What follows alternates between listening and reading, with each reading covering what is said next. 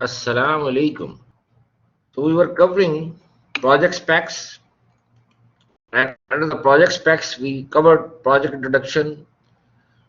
We discussed feasibility, and we were discussing the feasibility, that economic feasibility. We estimate the project benefits and project cost, time, effort, team size, line of code, number of functions, number of objects, and then we have technical feasibility, the cost needed to develop the system, and operational feasibility, the cost needed to deploy the system to make it operational at the customer side. Then you have schedule feasibility. We already calculated the time during estimations, and we have Gantt chart or PERT chart to display the schedule, that how much time it take to do planning, analysis, design, and implementation. Have you heard about PERT? PERT stands for, yes, very good, Program Evaluation and Review Technique. So instead of horizontal bars using the Gantt chart, you have like class diagram, box diagram are there.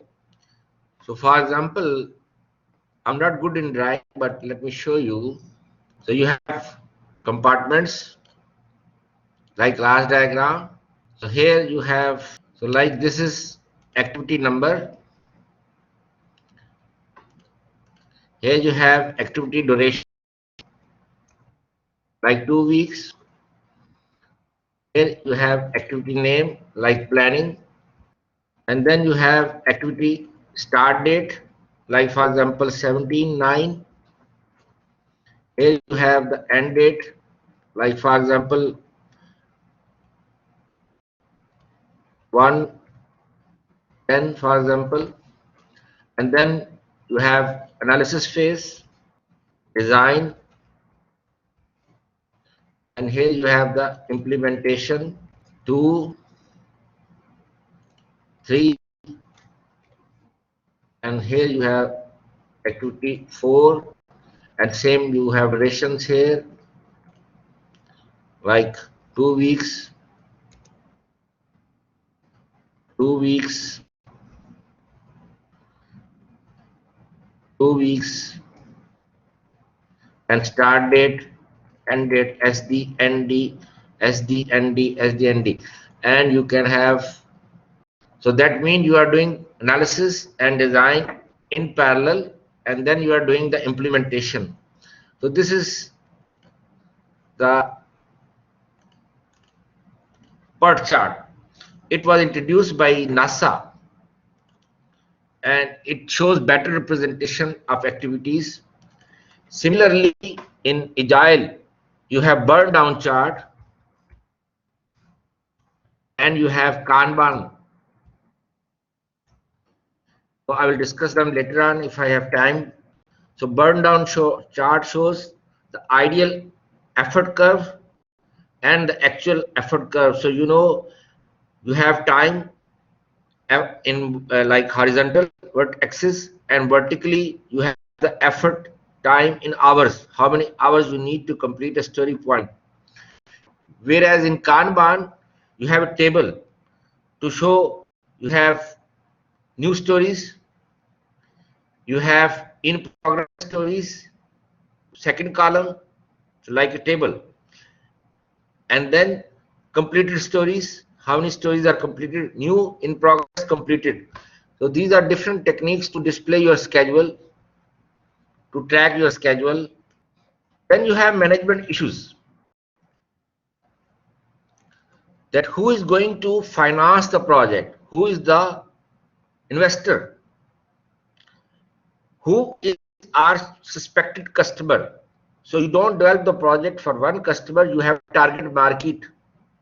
Like for example, in Pakistan, top company name is NetSol Technologies, Net Solutions.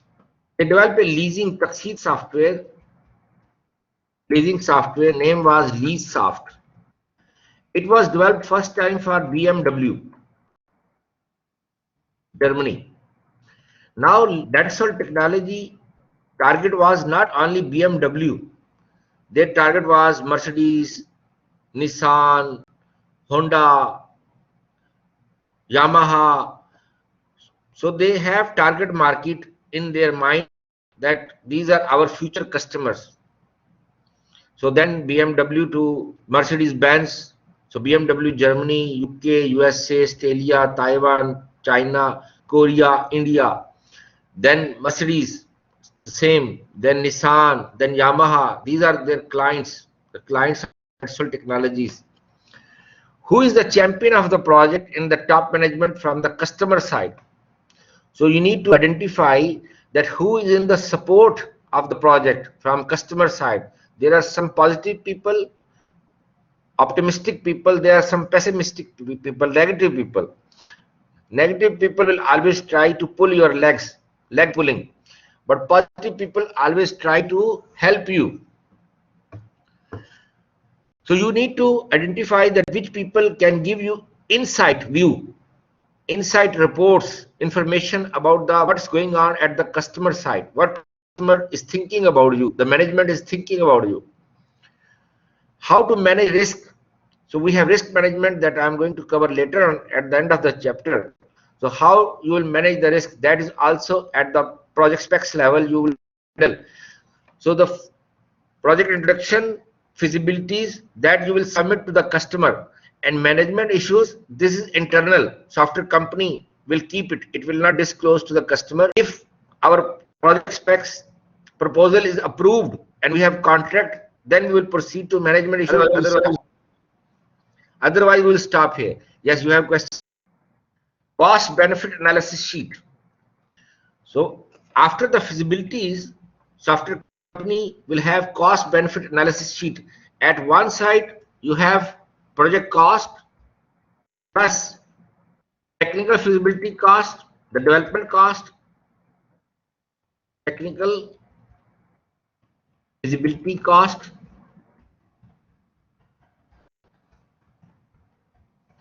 plus operational cost.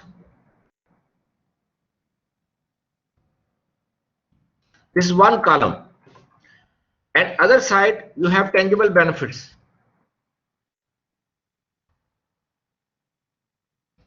Sum of all costs versus benefits.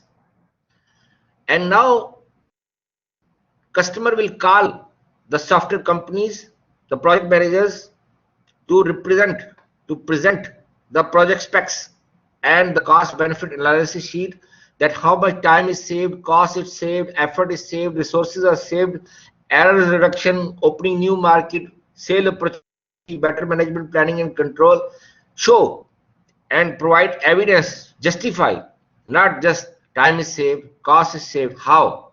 Customer will ask you, explain how the time will be saved, how the cost will be saved, how the effort will be saved, how the resources will be saved. So you have to present to the customer that these are the benefits to cover the project cost. Yes, the added value to the customer, how much it will add value to the customer. Then from customer side, how the customer will approve the proposal or project specs or baseline document, that how much new system will save cost of the customer, when and where cost will be saved. So you need to answer these questions. How much new system will improve the organizational processes and information processing, like ERP system, how much it will improve the automation of the processes. How much better services are provided to the customer. The customer has customers, how much the customer will be happy, and how much time you will take to complete the time. Is it affordable for the customer or not? Is the organization have the required resources, the customer has the required resources to implement, like automation, they need equipments, machinery, they have infrastructural resources. The benefits are long term or short term. Will the long term benefits cover the cost or not, break-even point and return on investment will be there or not. So you need to, as a manager, you need to justify these questions of the customer. You need to answer. So customer will approve the proposal or project specs based on such criteria. Then main benefits of the baseline plan for software company. Now this is from software company point of view. To uncover main functional requirements, it will to track the project in the correct direction, to remove all misunderstanding and uncertainties regarding the project. Users can make up their mind before detailed analysis is made, and to have a feedback loop among the customer, analyst or project manager and the team. It is easy for the project manager or analyst to trace and manage the effects of any change in the baseline plan in terms of requirements, in terms of scope, in terms of goals. So these are the benefits from software company point of view, company side, software company side. Then customer will approve project specs and you have the contract act with the customer. Contract is signed, company is selected. Now the company project manager or analyst will decide the methodology, that which methodology they will use to develop this system. So we need to select suitable methodology. There are so many methodologies: waterfall, spiral, RAT, prototype, rational unified process, incremental, what is called Agile, XP, Scrum, Crystal, FDD, ASD, DSDM. These are the main points we need to consider.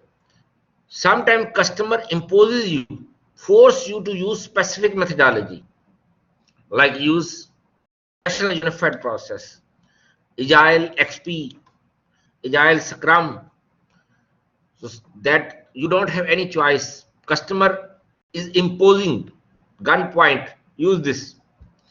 And team size is also very critical. So you have to select methodology to deal with the large team. How you will handle large team, which methodology is suitable for that project. Technology in terms of tool, like you are using structured tool, then you will use structured methodology. If you are using object-oriented tool, then you will use incremental methodology. You can use, or you can use rational unified process. Reuse.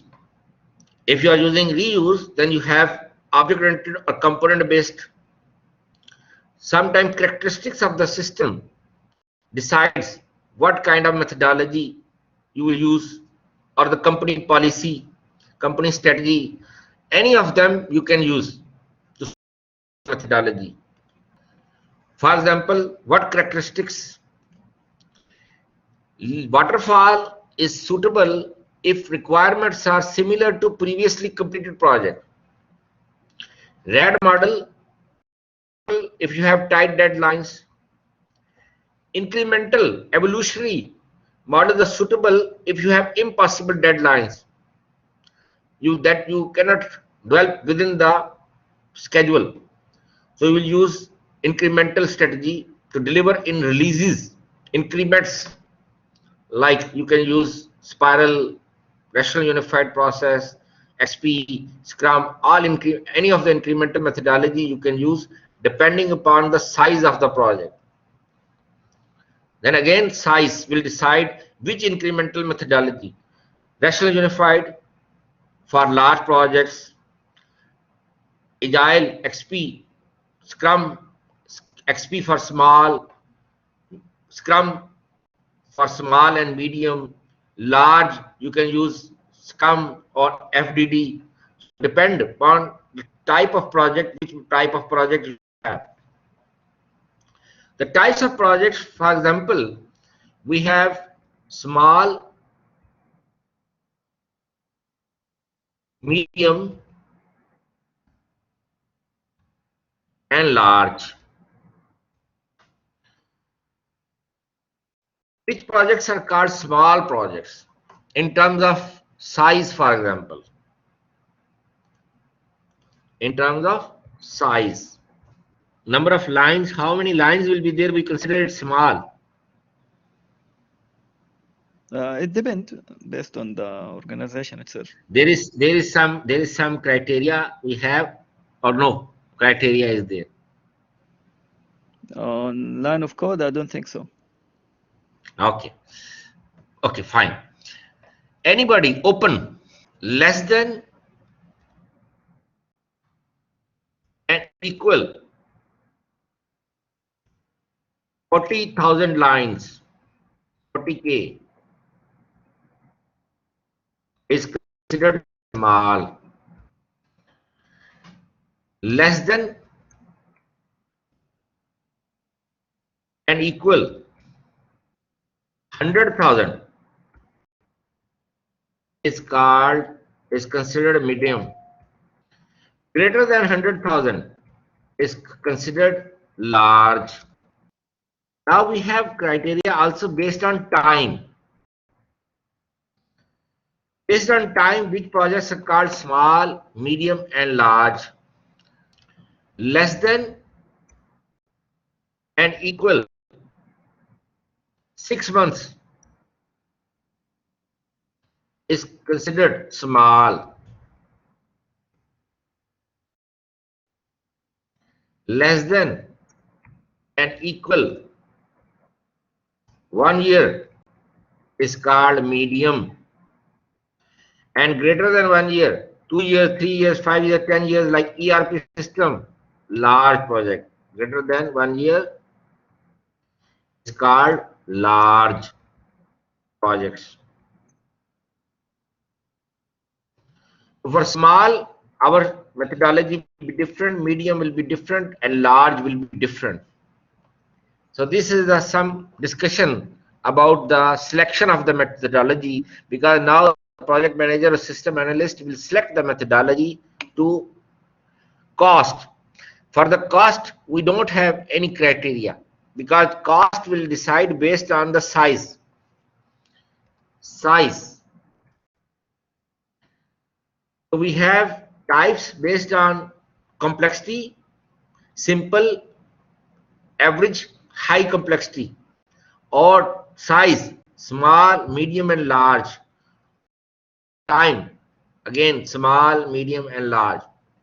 So these are the criteria available for the types of projects. So we have 3 criteria. We can consider complexity to calculate, and then we can calculate the cost.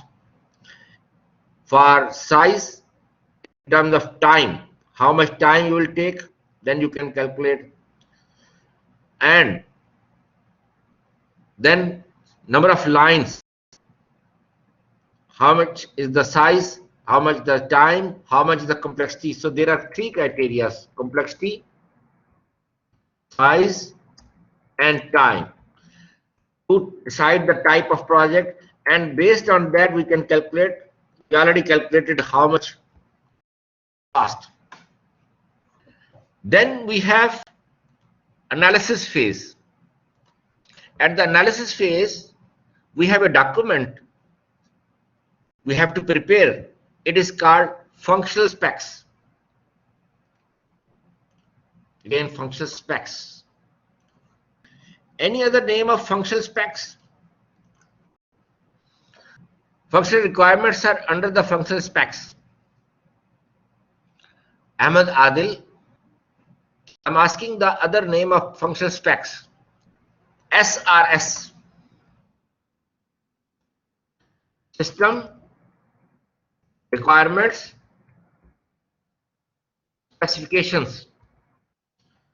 SRS or functional specs. So under the functional specs, we have summary of requirements in terms of functional and non-functional. We already cover functional and non-functional.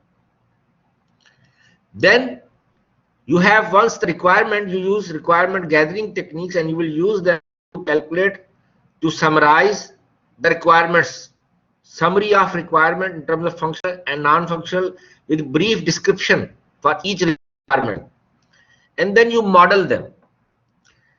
What technique you have to model the requirements? UML and flowchart? No, flowchart is not there. Flowchart is not used to model the requirements. We have structured modeling. Yeah, we have structured modeling and we have object-oriented modeling. If we are using structured tool like C, C++, we will use structured modeling. And the structured modeling, you have DFDs, data flow diagrams, context diagram, level 0, level 1, and we can draw up to 18 levels. There are maximum levels 18. Normally we go up to level 2 or level 3 to break down the main functions into sub-functions. And then in object-oriented, you have, if you are using object-oriented tool like Java, .NET, PHP, Python, then you use UML. In the UML, you have use case diagram, class diagram, sequence diagram, collaboration diagram. There are so many diagrams, etc., etc. Software companies don't have time to draw all these diagrams. These all show different aspects of your architecture. I visited 100+ companies during my practical life. I have seen use case or class or, I'm using or, not and, sequence. Some companies use case or class, some companies use case or sequence, mostly are using use case or class or sequence, and they don't have time to do all these diagrams. They just need one or two, and it should be comprehensive, complete in all aspects. Like the project I was just discussed in the previous lecture, the real estate, www.realestate.com. Realestate.com, the project name was great, the ERP system, customized ERP. The project manager name is Howard. Now he's in USA. He showed me 2 pages, use case description, use case, because you have to draw use case description for each use case description for each use case, and it is so complete that programmer doesn't need to ask any question to the architect that what are the actors, what are the objects, what are the inputs, what are the outputs, what are the associated classes, everything. It's detailed. What are the functions it has? So it is comprehensive, but only use case diagram with use case description for each use case. Now, no class diagram, no sequence diagram. So that is the modeling of requirements. Any question up to here? Yes, Any doctor, I question? have a question. Yeah, why not? Welcome. Regarding the project size, small, medium, large, we Yes. said that based on the size and the time and the complexity, right? Complexity. Yes, yes. How to measure Correct. complexity? Very good. Anybody wants to answer, or I should answer? What is the definition of complexity? What is the concept? Level of difficulty to solve a problem. This is the general understanding of complexity. General understanding of complexity. Level of difficulty. So we have levels. As a human being, when you do anything first time, it is highly difficult for you, highly complex for you. Anything You do first time. You do first time. It is highly complex. Masalan, car driving manually. When you learn car driving manually, especially, automatic is easy. I remember my experience. When I look straight, I don't know how to adjust my foot on the clutch, brake and race. So car stopped if I look straight. If I look down, I don't know where car is going. I can hit to someone. And then with the passage of time, I learn the control, adjust the foot on the race, brake and clutch. Normally female drivers are confused. So in case of emergency, instead of pressing the brake, they press the race. So they accelerate the speed instead of pressing the brake. I saw personally with my eyes that a lady hit car or another lady hit to my daughter, and luckily my daughter was conscious and she jumped, moved herself from the car side, otherwise car can hit. So with the passage of time you learn the control, and then you drive on highway first time. So one car is going 140 from right, another car is going 180 from the left side, so you don't know what to do. They are overtaking you like this, like jinn, hawa is passing. Then my experience when I drive on in mountain area, when I was going up, it was no problem. When I was coming down, I used too much brake and too much gear, like second gear, third gear, race, brake, race, brake, race, brake. At a certain point, my brake failed. So it was very difficult for me.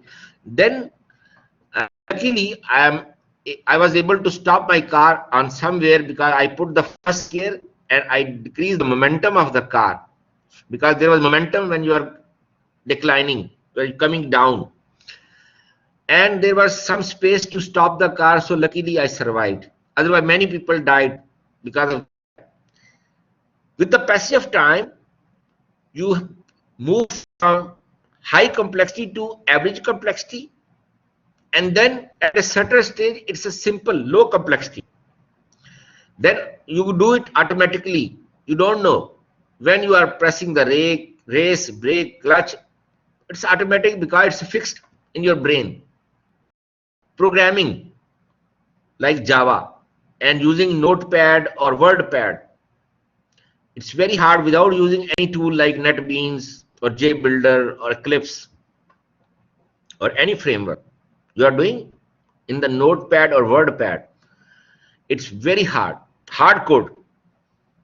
So you will become crazy while learning the syntax of Java, especially if you started programming using some visual tool like Visual Basic or ASP. With the passage of time, the complexity from high complexity, it will become average and it becomes low. Now projects for software company. When software company do any project, software company does any project first time from scratch, line one.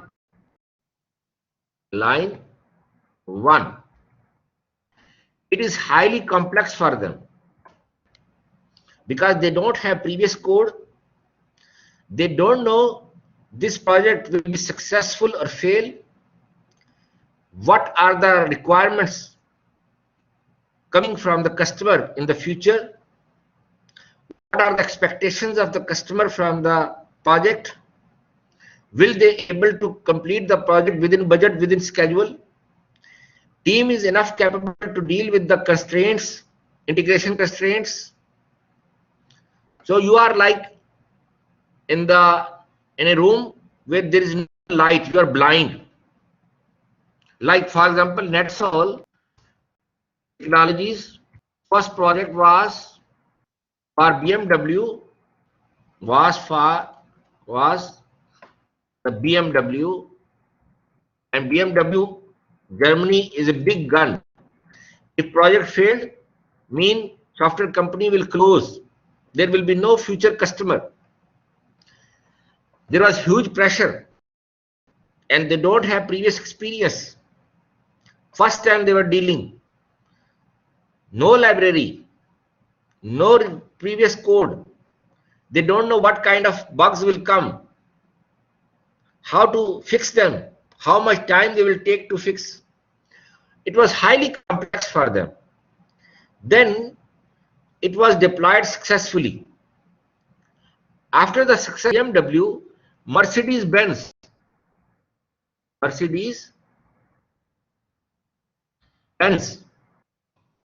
also asked them to develop leasing software, the taxi software, car leasing, leasing software. So Mercedes-Benz was the second client. Then BMW asked them to deploy the system from Germany to UK, USA, then Australia, then Taiwan, Korea, India, China, then Mercedes, then Nissan was the third client. Then Yamaha motorbike, heavy bikes and the normal bikes. They developed for Yamaha. Now they first time implemented in around 1996. Up to 2021, they have 7+ versions. So from BMW to Mercedes-Benz, the project moves from high complexity to average complexity. Like let's take for average BMW to Mercedes, because they have some previous code for the BMW and some new requirements raised by the Mercedes. Now they have some new requirements they don't know. They are dealing with those requirements first time. Again, no previous code for that, no experience of that. How much time, how much cost, how many bugs, how to fix them, complexity. This all expected outcomes, they all are ignorant, because they were dealing those requirements first time. So some part of the project they already deal, some part of the project is new for them, jadid for them. So that is the average complexity. Then with the passage of time, the project moves from average complexity to simple or low complexity. Like now they have 70+ versions. Any new project, they just match with the requirements, which of the version is close to these requirements, and little customization, and thank you very much. Is it clear? Yes, doctor. So based on the team experience and the previous knowledge, and the previous code they have, is there so then you decide it's a yes. Sorry, I mean, is there any number that I can say like safely it's 50% plus 60%. If the requirement is similar, then you will reuse. If it is less than 60, then you will develop from the scratch. Okay, but I mean, how many number of projects I should have done to tell that it's a simple project? It depends. It depends on the experience to experience, company to company. Okay. Because sometime after 2 projects, 3 projects, you are comfortable. Sometime you have 10 projects, then you are comfortable. Then it depends on the company, how much they are skilled people, that it will move from high to average to low. Like you as a student, there are different kind of students. Some are very sharp minded, some are average minded, some are like me, they take time to understand. So according to their level of the professionalism have, skills they have, experience they have, the project moves from high complexity to average to low. So you have how many new code you need to develop. You will consider the cost based on that this is the code we need and this is the profit of the company. They will not show to the customer that we have 60% previous code or 70% previous code. They will charge him full, like BMW Germany, BMW UK, totally new project, new cost. UK to USA, new cost. USA to Australia, new cost. China, new cost. Taiwan, new cost. Korea, India. So each country, because each country has different tax system, different requirements. So you customize from BMW Germany to UK, then you customize from UK to USA. So you will charge him full as a separate independent project. You have got my point? Yes. You understand? Okay. Yes, noted. Now we have data modeling. We have done front-end architecture. Now we move to the back-end architecture.